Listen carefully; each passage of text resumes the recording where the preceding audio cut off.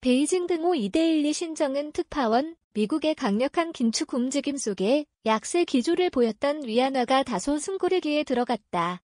위안화 환율이 심리적 지지선인 1달러 등호 7위안을 넘어설지 주목된다. 베키르 홍콩 스탠다드 차타드 은행 전략가는 인민은행이 좀 더 신중해지고 있음을 시사한다며 위안화 약세에 대응하기 위해 홍콩에서 위안화 표시 어음을 발행하거나 구도 개입을 하는 등 도구를 꺼낼 가능성도 있다고 말했다.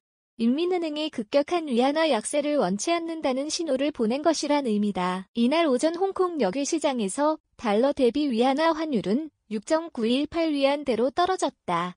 전날은 장중 달러당 6.93위안까지 오르며 2020년 8월 이후 2년 만에 최고치 위안화 가치는 하락을 기록한 바 있다. 제롬 파월 미국 연방준비제도 패드 연준 의장이 지난 주말 잭슨홀 심포지엄에서 강경한 매파 통화 긴축 선호 적 발언을 한 영향이 컸다. 시장에서 위안화 환율이 잠시 숨고르기에 들어갔지만 심리적 저지선인 1달러 등호 7위안이 깨질 것이란 전망은 잇따르고 있다.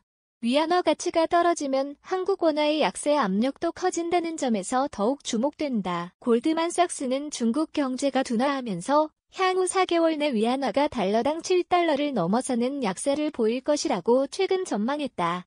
뱅크 오브 아메리카, UBS 등도 비슷한 예측을 내놨다. 위안화가 마지막으로 포치 7달러당 환율 7위안 돌파를 기록한 건 미중 갈등이 최고조에 달했던 지난 2020년 7월이다.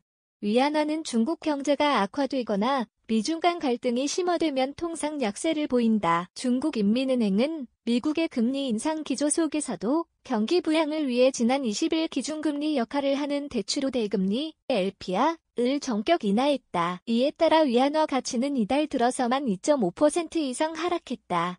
반면 주요국 통화 대비 달러화의 가치를 나타내는 달러 인덱스는 전날 109.48을 기록하며 20년 만에 최고치를 경신했다. 일각에서는 중국 정부가 경기 부양을 위해 위안화 약세에 적극 개입하지 않을 것이란 분석도 나온다.